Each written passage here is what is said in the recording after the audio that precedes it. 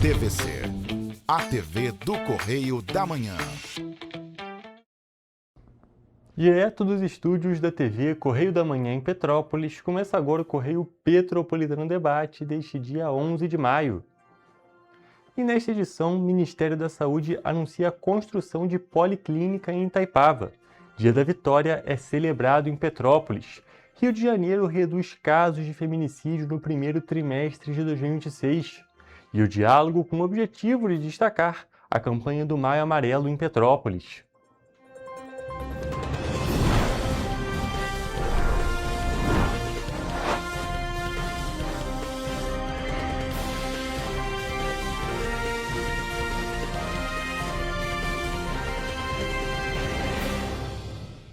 Olá, boa tarde para você que nos assiste. Eu sou o Hugo Petersen e começamos agora mais uma edição do Correio Petropolitano Debate. Nesta segunda, primeiro dia pós-Dia das Mães, então é claro, um feliz Dia das Mães para todas as mães, um pouquinho atrasado, mas ainda está valendo, gente. E olha só, nós começamos a nossa edição de hoje falando sobre a saúde petropolitana. Isso porque o Ministério da Saúde anunciou na última sexta-feira a construção da policlínica no distrito de Itaipava. A unidade surgiu através do novo Programa de Aceleração de Crescimento, o PAC, com investimento de 40 milhões de reais para o estado do Rio de Janeiro. A secretária nacional de Ciência, Tecnologia e Inovação do Ministério da Saúde, Fernanda Denegre, esteve em Petrópolis nesta sexta-feira, dia 8 de maio, para participar da assinatura da ordem de serviço para a construção de uma nova policlínica no distrito de Itaipava, em Petrópolis. A cerimônia aconteceu no Parque Municipal Prefeito Paulo Rates e contou com a presença de diversas autoridades políticas. A policlínica de Itaipava terá o custo de 30 milhões de reais. Segundo a Secretaria Municipal de Saúde, 17 milhões de reais vão ser investidos para a construção e 13 milhões de reais vão ser destinados para a compra dos equipamentos. Além da policlínica, o evento marcou também as assinaturas para o início das obras de unidades básicas de saúde em outros 5 municípios do estado do Rio de Janeiro.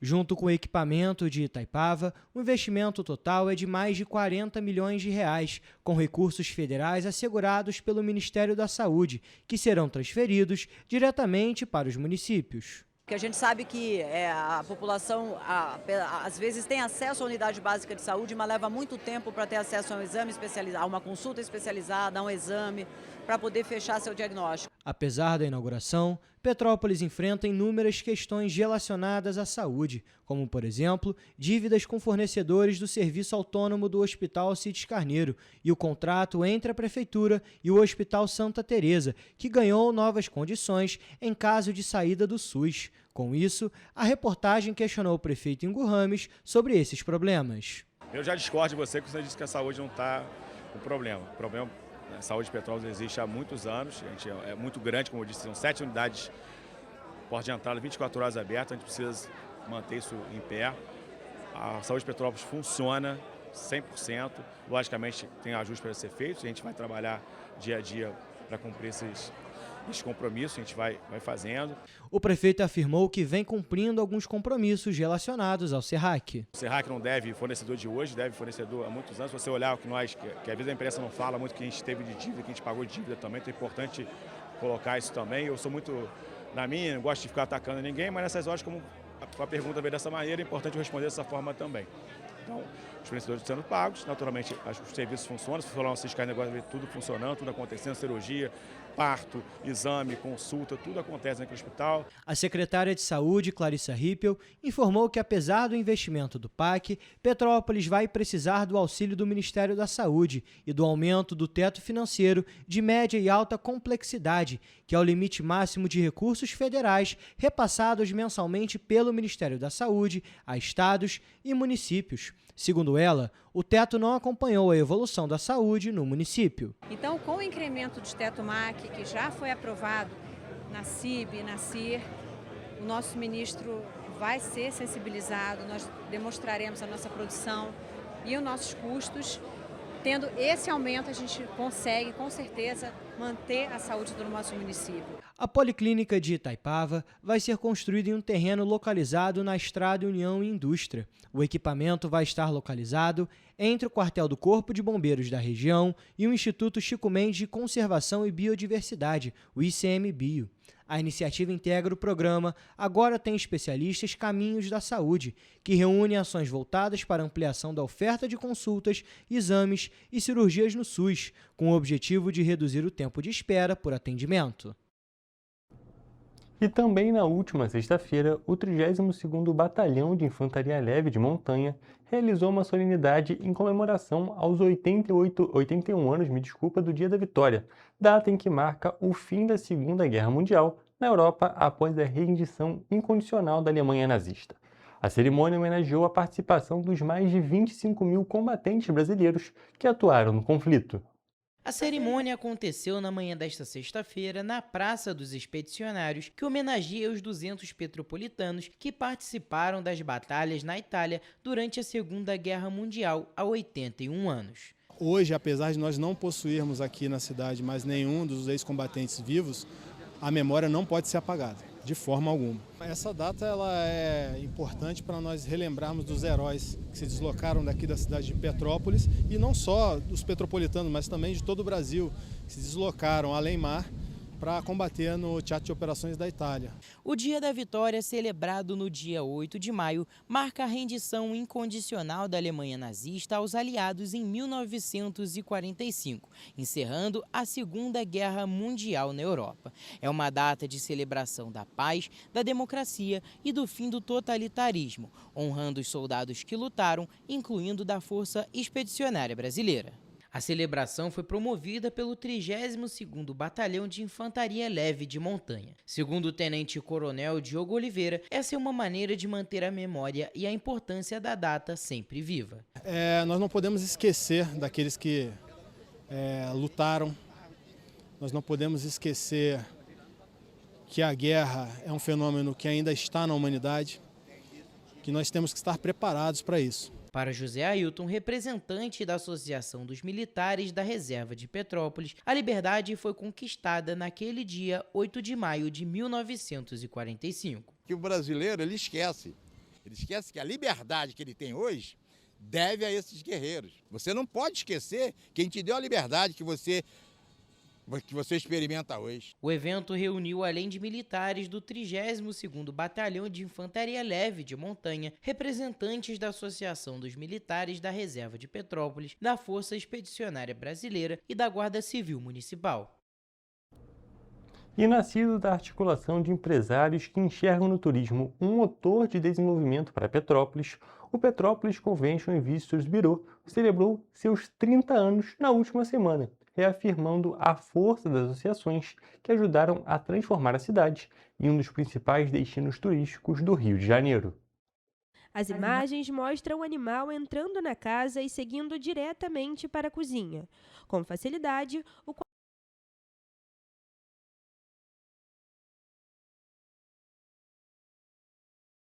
Pequeno errinho aqui, mas agora sim você acompanha a matéria dos 30 anos do Convention & Visitors Bureau. Reunindo cerca de 130 empresários na Locanda Centro Histórico na última quarta-feira, o Conexão Convention promoveu um encontro com a marca registrada da entidade, criar sinergias, aproximar lideranças e estimular reflexões estratégicas sobre o desenvolvimento de Petrópolis e o futuro do turismo. Eu parabenizo o Petrópolis Convention, na pessoa do presidente Fabiano, parabenizando toda a sua diretoria, todos os seus mantenedores. Eu sei que não é fácil completar 30 anos de existência numa cidade do interior, mas uma cidade de Petrópolis é uma joia rara que nós temos no interior do estado do Rio. 3 décadas depois, os números mostram que o empresariado estava certo ao apostar no turismo como vetor de desenvolvimento para Petrópolis e a criação do Bureau. Hoje, o segmento representa cerca de 6% do PIB da cidade, movimenta aproximadamente R$ 1 bilhão por ano e gera mais de 8 mil empregos diretos no município.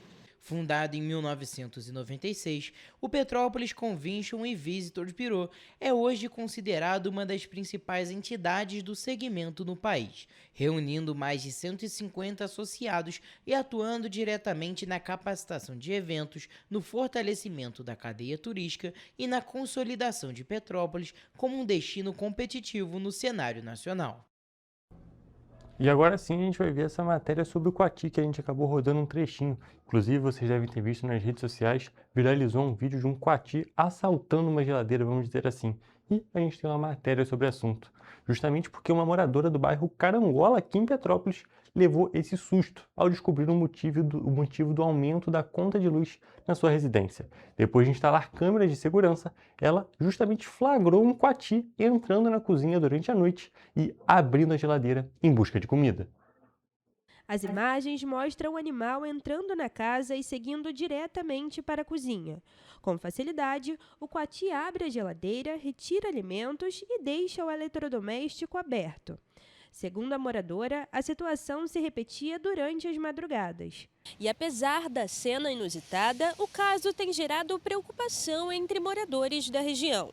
Relatos apontam que o mesmo animal já teria aparecido em outras residências, inclusive atacado animais da vizinhança. A descoberta rapidamente chamou atenção nas redes sociais e as imagens do visitante noturno viralizaram. Começou com a gente amanhecendo, indo até a cozinha e a lixeira revirada. Uma sujeira que só dentro da cozinha. Na segunda vez, além da lixeira tá toda revirada, tinha também uma fruteira em cima de um móvel meu, mais ou menos 1 metro. Tava sem tampa e tinha uma manga e abacate estavam comidos. No início, a moradora acreditou que um gato pudesse estar invadindo a casa, mas a suspeita mudou depois que frutas começaram a aparecer mordidas e a geladeira foi encontrada aberta com marcas de patas pela cozinha. Em uma das madrugadas, uma panela com estrogonofe chegou a ser derrubada no chão. A preocupação aumentou após vizinhos relatarem que o mesmo Coati teria atacado animais da região, inclusive um gato que não resistiu aos ferimentos, além de galinhas de uma casa próxima. O Coati simplesmente abre a geladeira e escolhe o que ele quer. Chega a ser engraçado, né? Mas é preocupante também. Então a gente só quer a ajuda de algum órgão competente para poder nos ajudar. Especialistas alertam que ao encontrar alimento com facilidade em áreas urbanas, animais silvestres podem passar a se aproximar cada vez mais das residências. A orientação é evitar deixar comida exposta e acionar os órgãos ambientais em casos como esse. E agora nós mudamos de assunto e vamos falar de esporte. Isso porque a temporada de montanhismo já começou aqui em Petrópolis. Com as temperaturas mais amenas e, é claro, as paisagens incríveis, essa é a época perfeita para explorar as trilhas e curtir a natureza da nossa cidade. Porém, antes de colocar a mochila nas costas, é muito importante se preparar. Por isso, nós vamos acompanhar um vídeo publicado pela Prefeitura de Petrópolis com dicas fundamentais para aproveitar as trilhas da cidade com mais segurança e também responsabilidade. Petrópolis é um dos destinos mais procurados para quem ama montanhismo. Fique atento às dicas. O ideal é que a pessoa sempre venha com uma lanterna de cabeça, independentemente da hora do dia. Um corta-vento, né, para quando chegar no cume da montanha ela se agasalhar. O calçado, que é fundamental. Meias também adequadas, meias para caminhadas. Saiba o trajeto, tempo de caminhada, para que isso não gere um problema maior para ela de desgaste físico, né?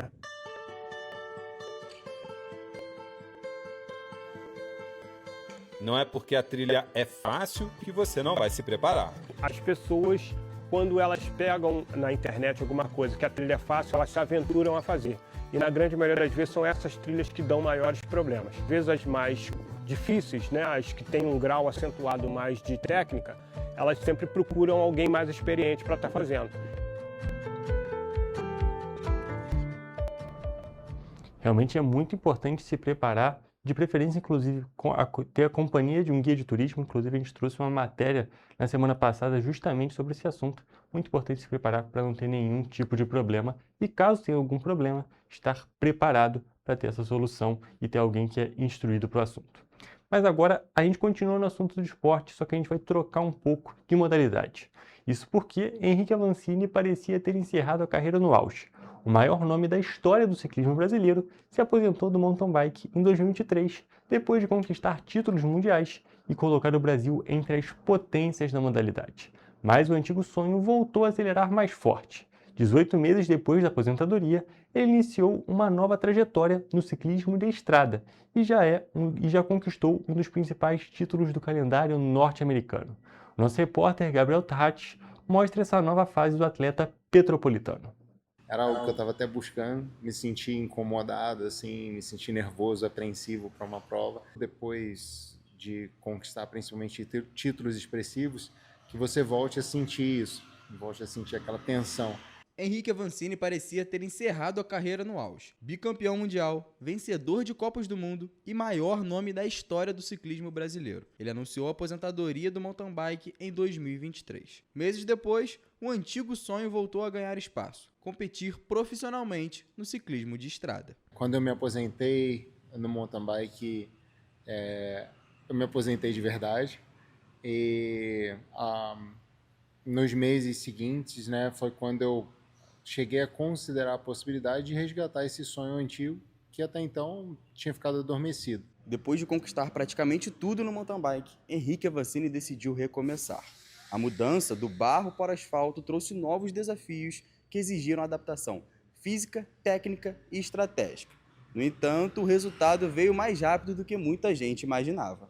E na estrada você acaba competindo com menos pressão também, até por essa incerteza do que pode acontecer.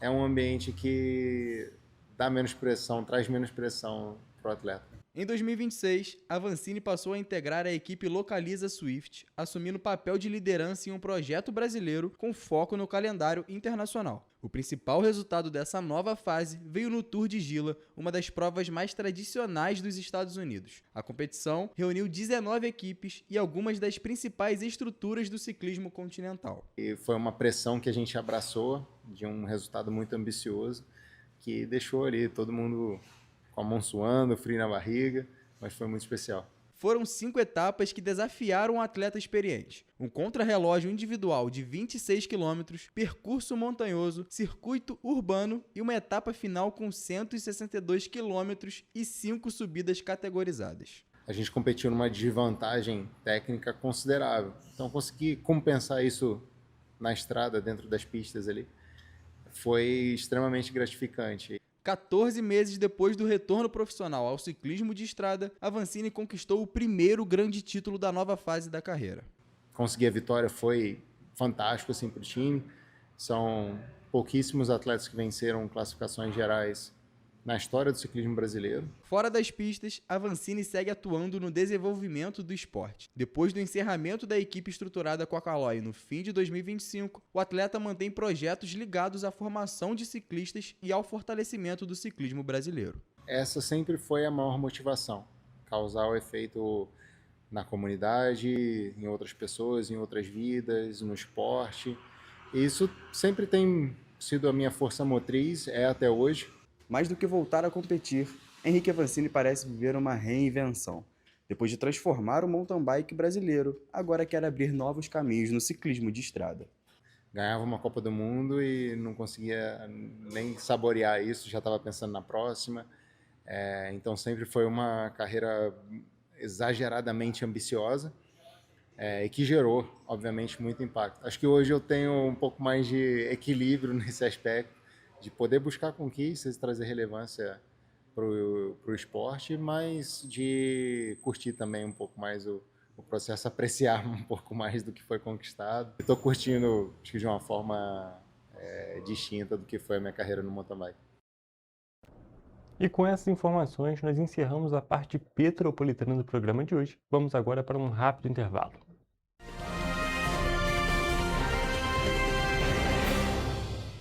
Petrópolis, uma cidade histórica, que agora tem um novo ponto de conexão. O Correio Petropolitano se renovou e leva o que de mais importante acontece na cidade, de maneira mais ágil e acessível. Acesse as notícias de Petrópolis de maneira rápida e prática, onde quer que você esteja. Fique por dentro dos acontecimentos da cidade, da política, da cultura e muito mais. Correio Petropolitano.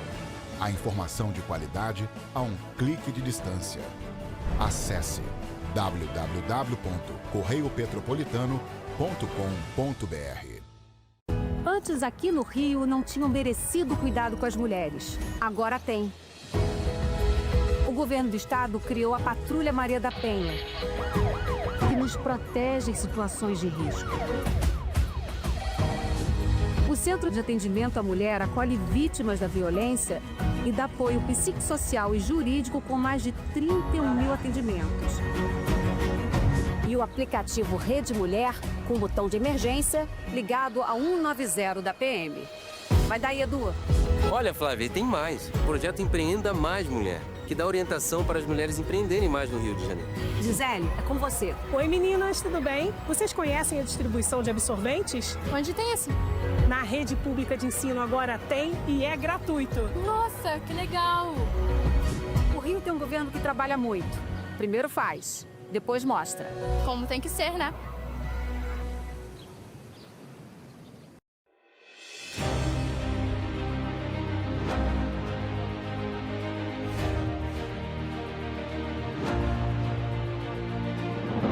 Não é jornalismo de direita, é jornalismo direito. Correio Petropolitano. Tudo que seu jornal não deveria ter deixado de ser. Todos os dias, em uma banca perto de você.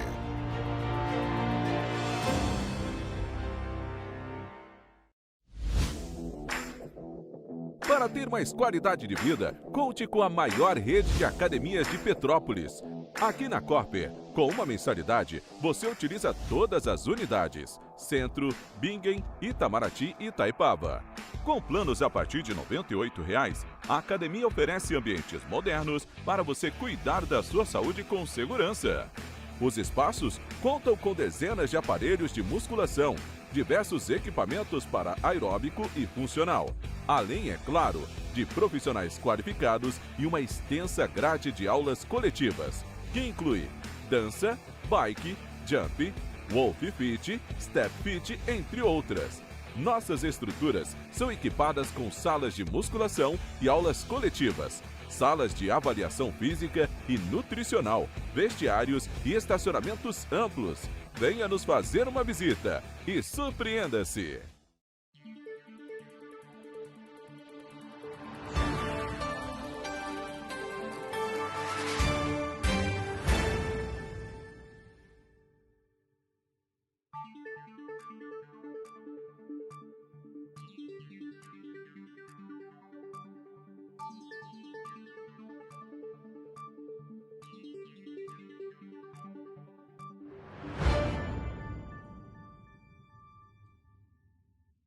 Ensinar inglês na pré-adolescência exige diferentes estímulos no aluno. O curso Kids and Teens da Minds conta com professores especializados que abordam inglês de maneira lúdica e objetiva. Através de 4 módulos, conduzimos os alunos de 9 a 14 anos do nível básico para o avançado, oferecendo total segurança na hora de se comunicar e argumentar em inglês, inclusive ser capaz de realizar futuros exames de certificação. Na Minds English School, você aprende o inglês que te leva longe.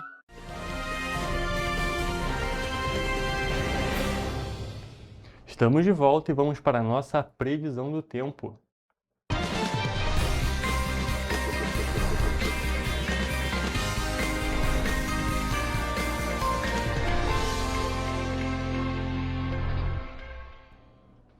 Gente, hoje é segunda-feira, iniciamos mais uma semana e a gente já está com uma grande mudança no tempo aqui da cidade de Petrópolis e também das regiões próximas. É claro, a gente já teve essa mudança das temperaturas, essa mudança climática ontem, no próprio Dia das Mães, no domingo, e já era algo esperado. E essa tendência diferente do que a gente estava vendo da semana passada se mantém nesta segunda-feira. Mas é claro, a gente quer saber se a gente vai ter essa tendência também no dia de amanhã, na terça-feira. Por isso, nós estamos aqui ao vivo com o nosso repórter Jonathan Joras, que vai contar essas informações pra gente. Boa tarde, Jonathan, tudo bem? Conta pra gente, esse frio vai se manter amanhã aqui nas cidades da nossa região de cobertura? Oi, Hugo, uma boa tarde para você, uma boa tarde para quem nos acompanha. Bom, a previsão para amanhã é que siga essa tendência, um dia mais frio, né? Um dia mais gelado, né? A gente acordou hoje, pelo menos aqui na cidade de Petrópolis, com um tempo bem diferente do que a gente viu na semana passada. Claro, no fim de semana já foi esfriando, né, ao longo do fim de semana, e na segunda-feira já está bem mais frio, enfim. Mas começando aqui a previsão do tempo, a gente começa, claro, por Nova Friburgo, onde a terça-feira será de sol com muitas nuvens e períodos de céu nublado. À noite pode ter pancadas de chuva, e os termômetros vão variar entre a mínima de 12 e máxima de 20 graus Celsius. Em Teresópolis, o dia será de sol com algumas nuvens e névoa ao amanhecer. Noite com poucas nuvens, mas sem previsão de chuva. E as temperaturas vão variar em Teresópolis entre a mínima de 12 e máxima de 21. Aqui em Petrópolis, a previsão segue bem parecida com Teresópolis. Na cidade imperial, a terça será de sol com algumas nuvens. À noite, o céu vai estar com poucas nuvens e os termômetros variam entre a mínima de 12 e máxima de 20 graus Celsius. Agora em Paraíba do Sul, na região centro-sul aqui do estado, o dia será de sol com muitas nuvens à tarde. Na parte da noite, a nebulosidade diminui e as temperaturas variam entre a mínima de 15 e máxima de 24 graus. Para finalizar nossa previsão do tempo, em 3 dias, o dia será de sol com muitas nuvens e períodos de céu nublado. À noite, com poucas nuvens, e os termômetros variam entre a mínima de 15 e máxima de 23 graus Celsius. Hugo, a gente pode perceber algumas coisas, né? Na região serrana, Friburgo é a única cidade que tem previsão de chuva, né? Que pode ter pancadas de chuva. Em Teresópolis e Petrópolis não tem previsão de chuva para terça-feira. E uma outra coisa, né? As mínimas caíram drasticamente em relação à semana passada. E, como sempre, as mínimas na região centro-sul estão maiores do que aqui na região serrana. É verdade, Jonathan. Tanto as mínimas quanto as máximas continuam maiores ali na região centro-sul do que na região serrana, algo que é normal, ali realmente é mais calor do que aqui na região serrana. E, além das mínimas que caíram drasticamente em todas as cidades da nossa região de cobertura, a gente tem que destacar também que as máximas caíram, tiveram uma queda ali de mais ou menos 4 para 5 graus em todas as cidades. Lá na região centro-sul, semana passada, a gente estava observando temperaturas máximas na casa dos 30, agora a gente já está em 25. E aqui na região serrana a gente estava no 25 e agora a gente já está no 20. Então a gente pode observar que o frio realmente chegou, basta saber se a gente está sob a atuação da frente fria, que era esperada, ou também se é só uma característica da estação, do outono se estabelecendo aqui no Brasil, aqui no estado do Rio de Janeiro. Mas por hoje é só, a gente tem que destacar então que tem que levar o casaco porque o frio está chegando aqui, pelo menos até a terça-feira. Jonathan, muito obrigado pelas suas informações e essa foi a nossa previsão do tempo.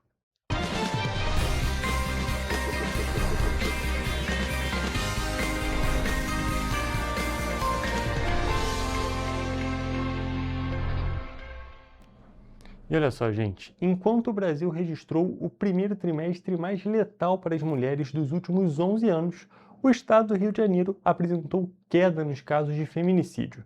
Segundo o ISP Mulher, o número de registro passou de 32 para 20 em comparação com o mesmo período do ano passado.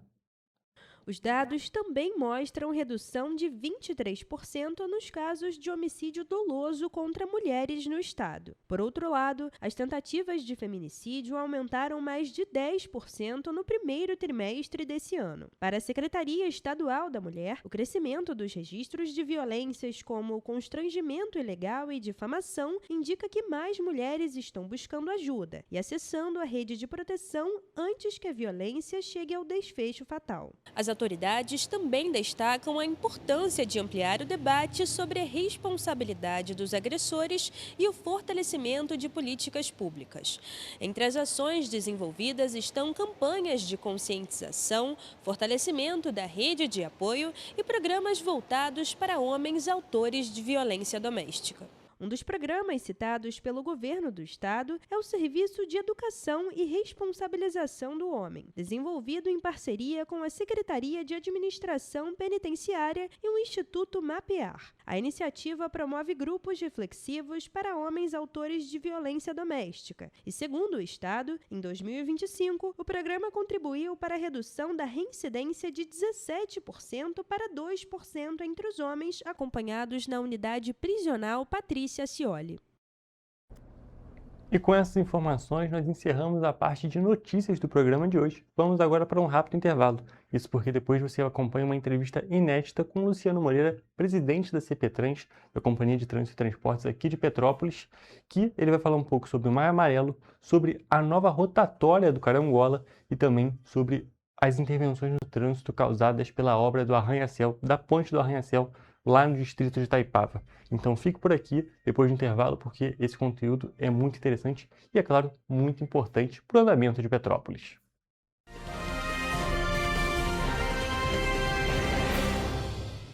Correio da Manhã, o grupo de comunicação que mais cresce no Brasil. 5 gráficas, 5 jornais diários. Correio da Manhã, Correio Nacional, Distrito Federal, Sul Fluminense, Petropolitano e agora Correio da Manhã São Paulo. Além do Jornal da Barra, Jornal de Turismo, Revista O Cruzeiro, TV Correio da Manhã e estúdios próprios. Grupo Correio da Manhã, informação com tanta credibilidade que é impressa todos os dias. Para ter mais qualidade de vida, conte com a maior rede de academias de Petrópolis. Aqui na Corper, com uma mensalidade, você utiliza todas as unidades: Centro, Bingen, Itamaraty e Itaipava. Com planos a partir de R$ 98,00, a academia oferece ambientes modernos para você cuidar da sua saúde com segurança. Os espaços contam com dezenas de aparelhos de musculação, diversos equipamentos para aeróbico e funcional, além, é claro, de profissionais qualificados e uma extensa grade de aulas coletivas, que inclui dança, bike, jump, wolf fit, step fit, entre outras. Nossas estruturas são equipadas com salas de musculação e aulas coletivas, salas de avaliação física e nutricional, vestiários e estacionamentos amplos. Venha nos fazer uma visita e surpreenda-se! Esse aí sou eu, há 18 meses estudando inglês. Cada passo no aprendizado foi uma porta que se abriu para o meu futuro. Sabe o conhecimento que você desenvolve hoje? Ele é a chave para novas oportunidades incríveis do amanhã. É o equilíbrio perfeito entre aprender e aproveitar cada momento dessa jornada empolgante. E agora, aqui estou eu, na minha tão sonhada vaga em uma multinacional. O inglês abre portas. Fale Minds. Antes a gente não tinha tantas obras por todo o estado. Agora tem. Na região de Campos dos Goitacazes, o governo entregou a Ponte da Integração. Quanto tempo o senhor esperou por essa obra? Mais de 40 anos. É que antes os investimentos eram só para a capital. Mas agora essa obra histórica é um marco para o desenvolvimento. São bilhões investidos e tem muita coisa boa acontecendo. Vai daí, Edu. Flávia, antes aqui em Petrópolis, chovia, alagava. Agora o novo túnel extravasor já está ajudando a evitar enchentes. E tem muito mais. Gisele, é com você. Dona Maria, e o teleférico? Ah, minha filha, parou no tempo. Ah, mas isso foi antes. Agora falta pouco para voltar. E vão ser mais de 100 mil passageiros todos os dias. Tá pronta para ir? Eu quero ser a primeira. O Rio tem um governo que trabalha muito. Primeiro ele faz, depois ele mostra. Como tem que ser, né? Enquanto você acha que alguma coisa deveria ser feita contra o racismo, a Alerj faz.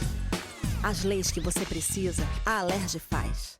Baixe o aplicativo da Alerj e conheça seus direitos.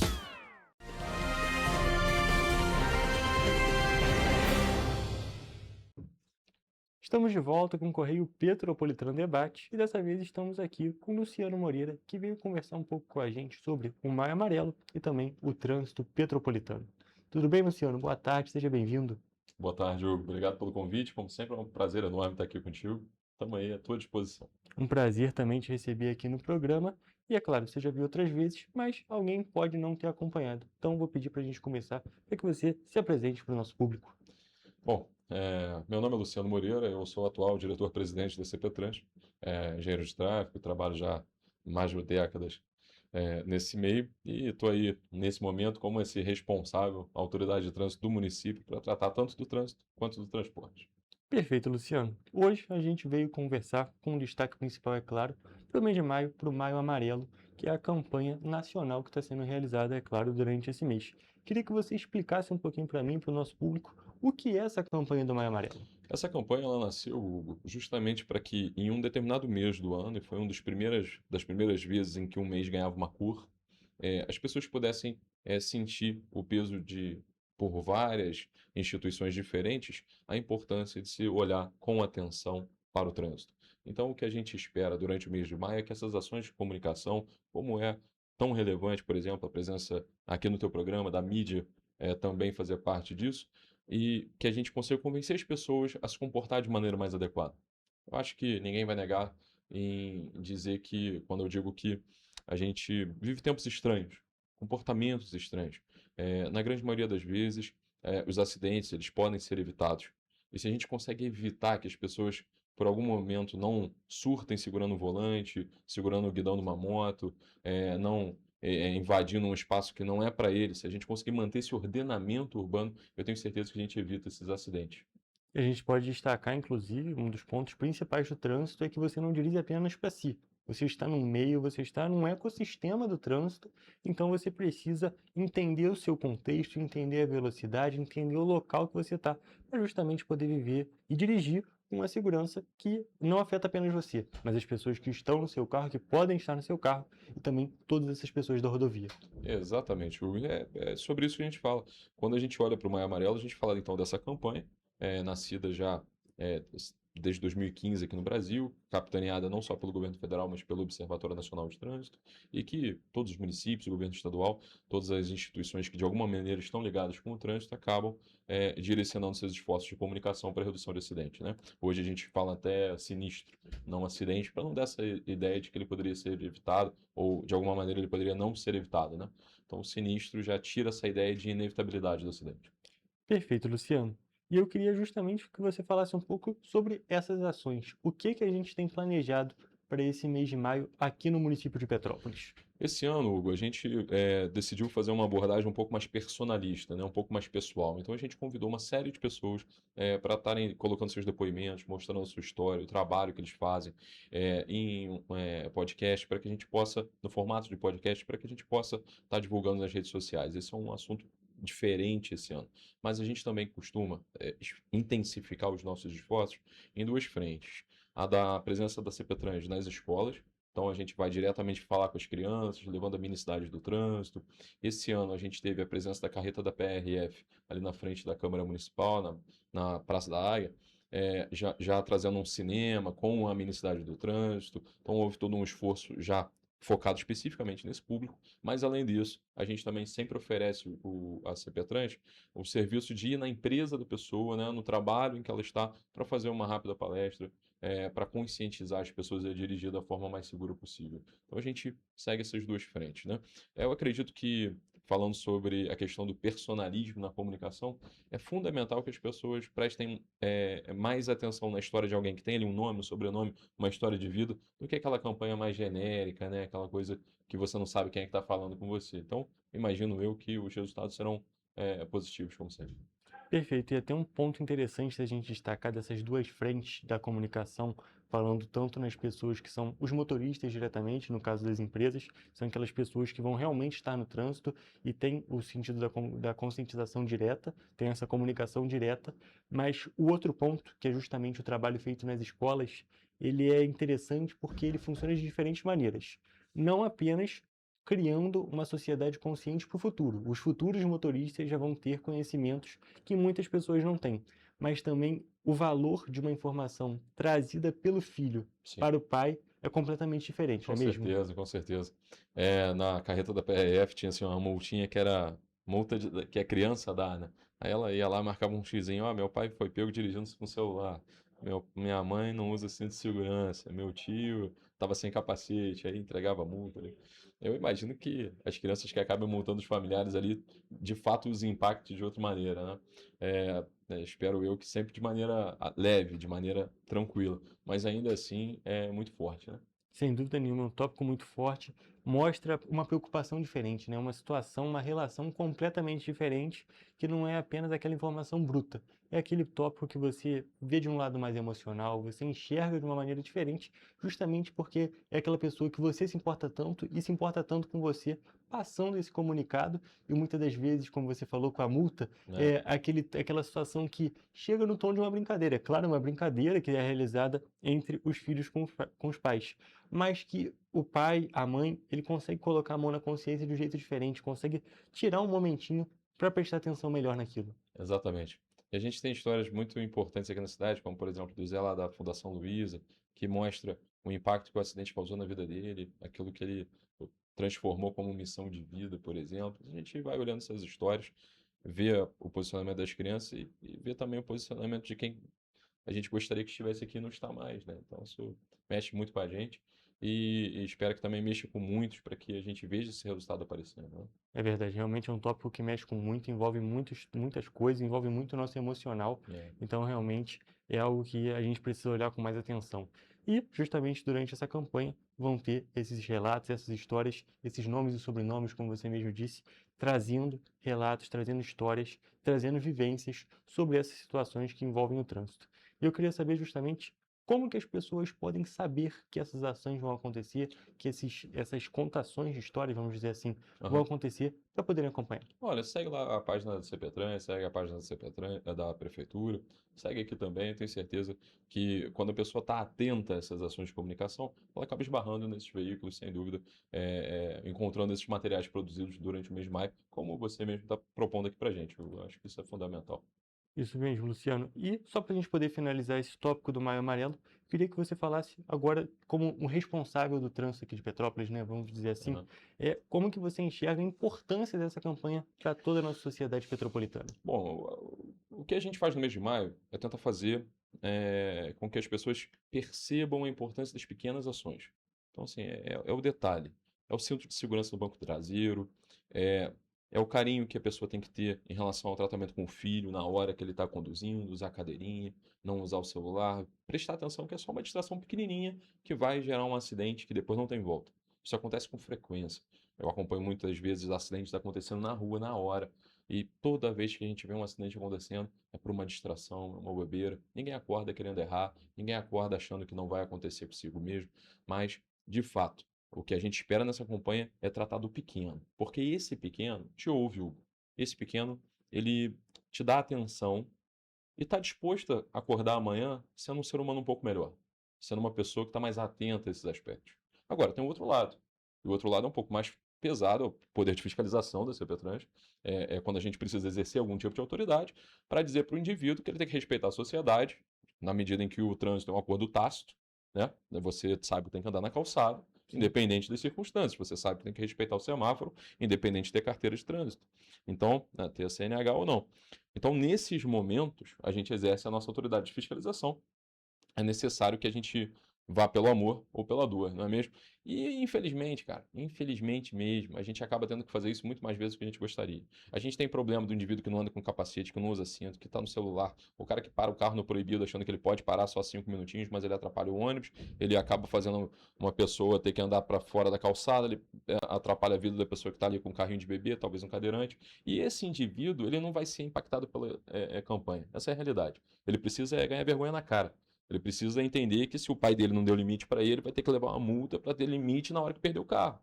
Esse é a parte que mais me dói no trabalho, para ser muito franco. Porque você olha para um acidente e vê que ele poderia ter sido evitado. Se o indivíduo tivesse tido um comportamento um pouquinho mais condizente com alguém que é capaz de viver em sociedade, eu certamente teria muito menos trabalho e eu conseguiria gastar essa energia que eu gasto nesse tipo de firula em ações importantes de infraestrutura de transporte, infraestrutura de trânsito, que é o que a gente quer de fato ver acontecer, né? Que a vida dos outros melhore e não que eu fique ali tomando conta de barmanjo, né? Sem dúvida nenhuma. Desculpa a franqueza. Não, mas é verdade, é uma situação muito complicada. Às vezes a gente tem que falar assim. É verdade. É um tópico muito complicado que é muito enraizado e que, infelizmente, é muito enraizado. É um comportamento tosco Você e vira muitas pra ele e fala vezes assim, gera cara, situações horríveis. tá aqui a história desse cara aqui, ele perdeu a família, ele perdeu a esposa, ele perdeu a filha, cara, ele tá querendo te impactar, ele quer que você se comporte melhor, o cara me xinga de tudo que é nome, ele não entende, ele não ouve, e esse cara aí, não tem jeito, ele precisa ser de alguma maneira coagido, né?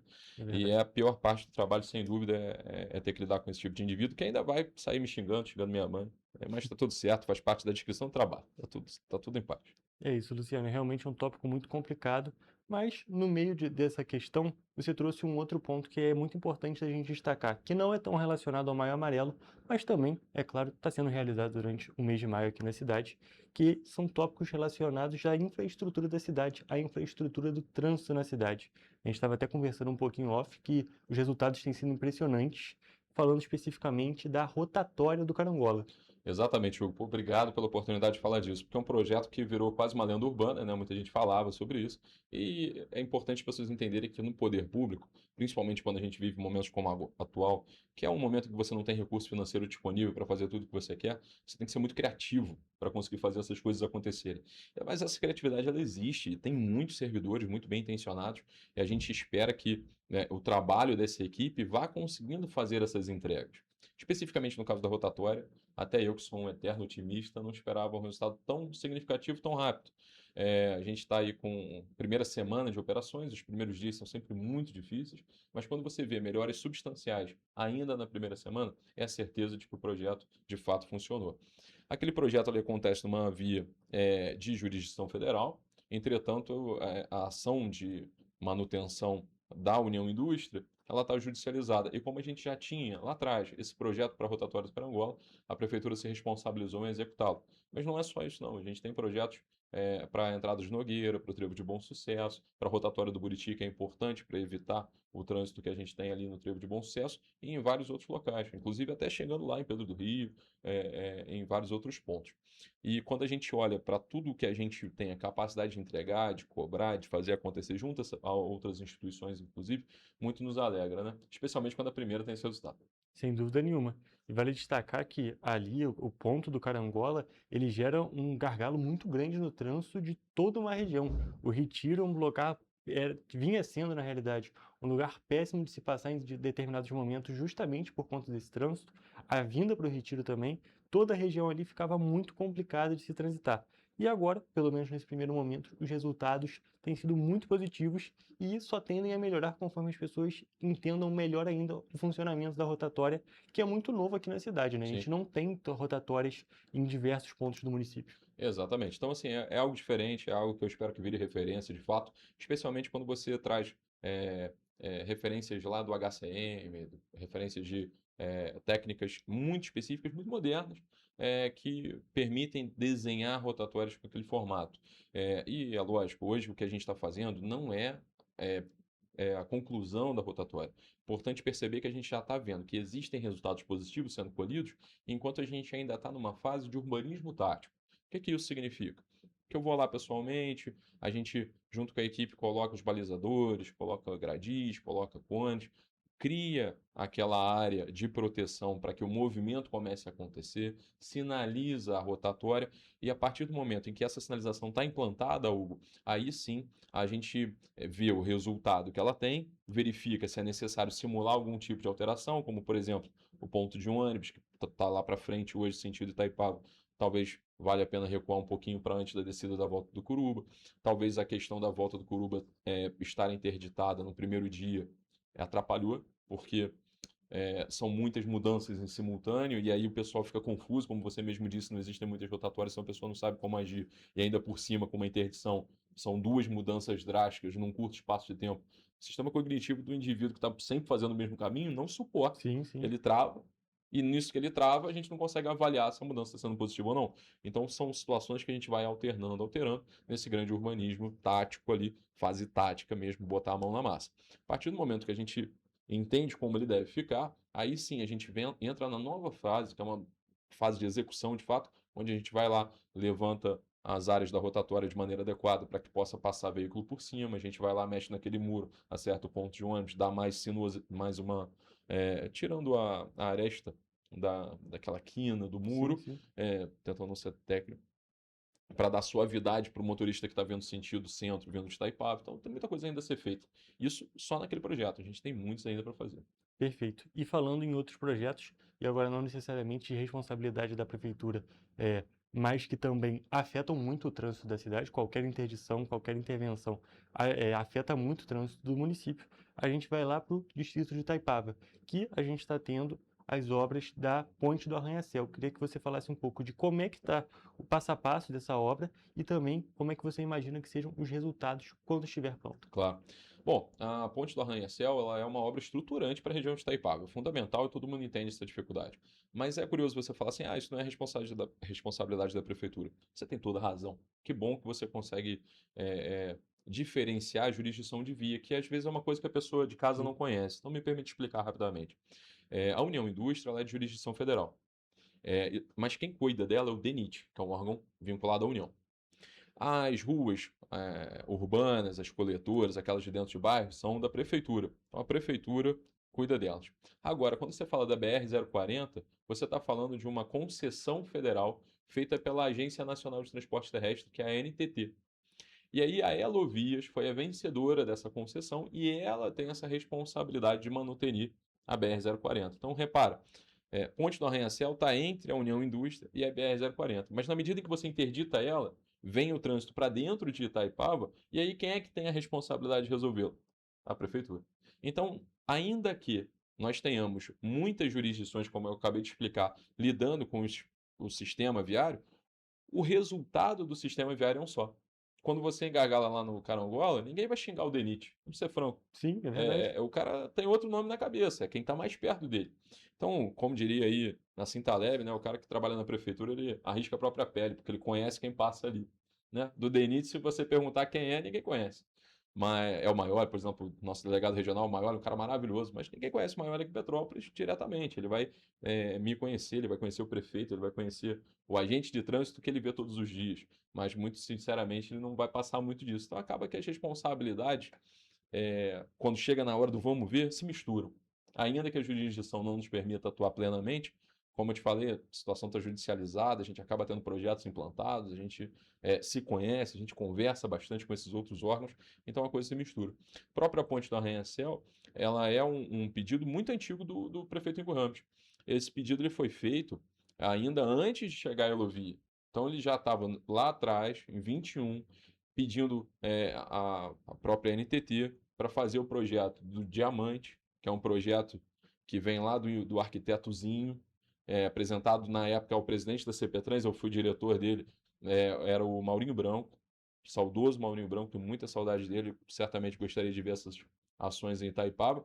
E, por fim, esses projetos entraram dentro de uma concessão federal. Então, veja, ele nasceu na mão de um arquiteto em Petrópolis, com um presidente que era do órgão municipal, indo para uma concessão, Todos os tudo órgãos são misturado. interligados, não tem Exatamente, como. exatamente. Então, assim, já havia, inclusive, a necessidade, lembro muitas vezes do prefeito falando assim, olha, para sair a ponte do Arranha-Céu, queria também que saísse a lá da Gante Moço, para a gente ter ali aquele binário de Itaipava, que é um outro projeto que a gente tem trabalhado aí a muitas mãos, junto com o Maurício lá da Secretaria de Obras, toda a equipe dele, equipe maravilhosa. Então, assim, não tem como separar. O importante é que quem está aqui, a gente tem que fazer o melhor possível para saber servir direito, para tentar fazer os projetos avançarem. Desculpa, talvez tenha entendido. Não, sem problema algum. É bom a gente entender também, é bom explicar para o nosso público justamente que, é claro, são diversas responsabilidades, são diversos órgãos envolvidos, mas no final das contas todos querem um objetivo só, que é um bom funcionamento do trânsito. Então a gente pode destacar que a gente tem uma série de intervenções acontecendo na cidade, muita coisa está mudando, muita coisa tende a mudar com o passar do tempo e precisa dessa compreensão da nossa população, dos nossos motoristas, para, num primeiro momento de mudança, se adaptar a essa mudança. Sim. E também para passar esse feedback para a CPTrans que a resposta da população, a fala da população é muito importante, tanto no caso do Arranha-Céu, tanto no caso ali da rotatória do Carangola, Sim. e no trânsito inteiro. É muito importante que a população se comunique com a CPTrans, não é mesmo? Exatamente, com certeza. Então, assim, é importante mesmo que você vá lá, entre em contato com a gente, dê a sua opinião, lógico, entendendo que a gente acordou ali, está ali trabalhando, se esforçando para acertar, não para errar. É fundamental perceber isso. Então, assim, chega com uma sugestão, assim, a gente está ali para ouvir, não tem ninguém ali que seja arrogante intelectualmente, pelo contrário, muitas sugestões nascem da ideia de quem está ali pertinho, e aí a gente tecnicamente vai melhorando aquilo e acaba surgindo um projeto maravilhoso, né? Por exemplo, essa própria questão da União Indústria, ela nasceu de uma ação judicial, Hugo, que está lá iniciada em 1995. Olha só o início daquilo. Eu vejo, por exemplo, o Ministério Público Federal se esforçar enormemente para conseguir garantir todo um trabalho ao longo da União Indústria. Muitas das ações que a gente faz de mobilidade têm a ver com o IPHAN, INEPAC, Ministério Público Estadual, essa possibilidade do indivíduo se comunicar com a gente, mas também se comunicar com os órgãos de controle, para que os órgãos de controle consigam, de certa maneira, filtrar a prioridade que a gente dá para cada demanda. Porque, afinal de contas, a prefeitura, especialmente numa situação de sem recurso financeiro, tem na sua maior dificuldade estabelecer o que eu vou fazer primeiro. Porque ideias, projetos, ações, a gente tem uma infinidade. Agora, qual é aquele que eu pego hoje para ser feito? E aí o rotatório do Ganhão-Anguera, sem dúvida, ganha, que era um dos piores gargalos da cidade, e eu espero muito que a gente seja parte da equipe que está lá resolvendo esse problema. Perfeito, Luciano. Tem mais algum ponto que você iria destacar, tanto sobre o trabalho da CP-Trans ou dessas intervenções que estão sendo realizadas na Não, cidade? só te agradecer de verdade, agradecer a Papai do Céu, que a gente consiga servir cada vez melhor a sociedade. Esse é o propósito. Quem está ali tem que ter essa cabeça. A gente não está ali para ser servido, a gente está ali para servir, a gente está ali para fazer disso um propósito de vida, uma missão importante, onde a gente, de alguma maneira, se sente realizado quando a gente vê projetos como esse acontecendo. Eu tenho certeza que todo mundo, você na sua função, eu na minha, tem gosto quando a gente vê algo de bom acontecendo. E é isso que a gente mais espera. Agradeço especialmente a você por falar tanto do Maio Amarelo. É importante para mim ver gente engajada, a mídia engajada de maneira geral, para tentar reduzir esse número de acidentes. A gente às vezes para pensar algo e para fechar, reflito sobre isso aqui, deixa essa reflexão. Quando a gente tem um acidente de moto tão comum na cidade, o hospital de referência em Petrópolis é o mesmo para moto que é o mesmo para cardiologia. E os leitos de UTI são todos os mesmos. Então, se você tem na família alguém que tem um problema cardíaco, cardiovascular que seja, precisando de uma cirurgia eletiva para resolver aquilo, e um garoto hoje cai de moto em algum lugar, ele vai ocupar o leito de UTI da pessoa que estava precisando dessa cirurgia, com ela ser marcada. Se o garoto cair meia hora antes, ele é atendido primeiro e ocupa o leito e às vezes fica 3, 4 meses lá. E aí o garoto sai com um monte de parafuso na perna. Já viu aquilo lá? Sim, sim. Aquilo ali é quando o cara chega ao ponto de perder o osso, tá? Aquilo ali serve para haver um distanciamento natural onde o osso volta a regenerar-se. Um negócio de maluco. O corpo humano é perfeito, o Papai do Céu sabe o que faz.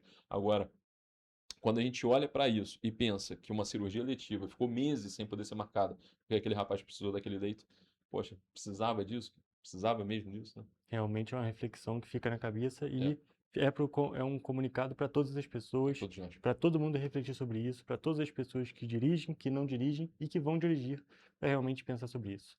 Luciano, muito obrigado pela presença aqui no programa, foi um prazer te receber e, é claro, um prazer te falar sobre o Maio Amarelo e todas as questões sobre o trânsito da cidade. Muito obrigado. E com essas informações, gente, eu encerro a nossa edição de hoje do Correio Petropolitano Debate. Muito obrigado pela sua audiência e até a próxima.